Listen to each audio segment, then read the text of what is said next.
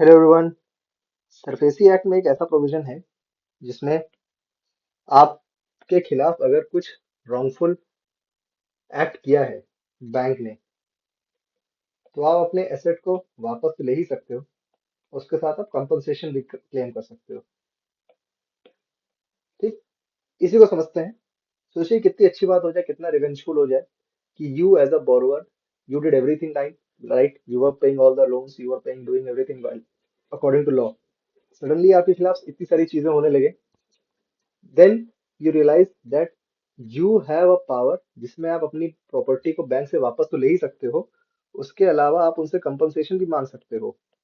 ठीक है, तो ये समझते हैं ये किस तरीके से मटेरियलाइज होगा, how will all these things materialize together. तो इस पावर को यूज करने के लिए आपको सेक्शन 19 ऑफ सरफेसी एक्ट में जाना पड़ेगा। देखिए, व्हाट डज सेक्शन 19 से, सेक्शन 19 कहता क्या है? If the bank takes your possession takes the possession of your secured asset and the action is later declared illegal। Possession छीना गया है आपसे और बाद में इस पोजेशन को इलीगल करार दिया गया है, ईदर एट डीआरटी लेवल और एट डीआरएटी लेवल और at any other higher forum, तब आप अपना ये पोजेशन तो ले ही सकते हो, उसके साथ आप कंपनसेशन भी क्लेम कर लोगे। ठीक है, ये कैसे होगा? देखिए, it applies when does section 19 applies?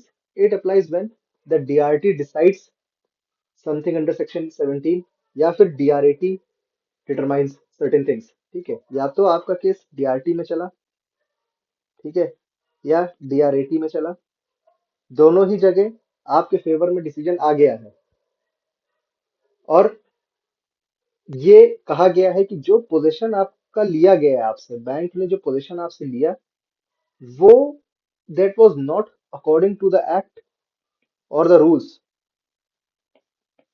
ठीक है, अगर इन दो चीजों के अगेंस्ट है तो आपका घर वापस दिया जाएगा, possession will be given back to you and compensation will be given. ठीक है, these two things will be given back to you. तो ये चीज होने के लिए क्या चीज होनी जरूरी है?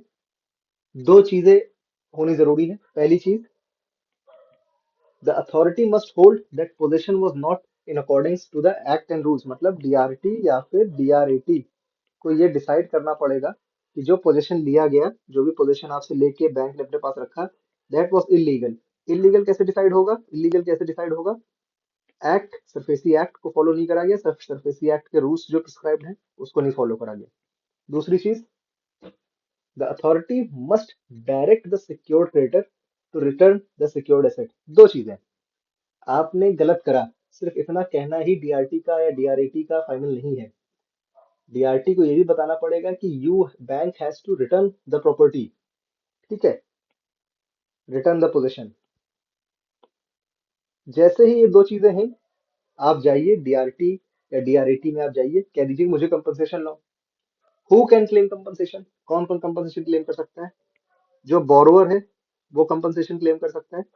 और शुरू से हम लोग बात करते आए हैं, बोरोवर के अलावा अग्रीव्ड पर्सन, इन बोरोवर के अलावा एक अग्रीव्ड पर्सन भी है, वो भी कंपनसेशन क्लेम कर सकता है। लेकिन जिसने डीआरटी या फिर डीआरएटी में एप्लीकेशन या अपील फाइल करी है, सिर्फ वही। आपने अपील एप्लीकेशन कुछ फाइल नहीं करी और आप कंपनसेशन लेने आ गए, दिस विल नॉट हैपन।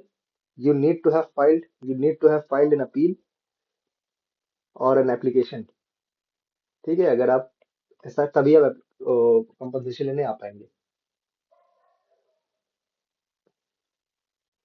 तो ये सिंपल सी चीजें थी, ये था हमारा सेक्शन जो हम समझने आए हैं आज, सेक्शन 19। आई होप कुछ चीजें आपको हेल्पफुल हुई जानने में।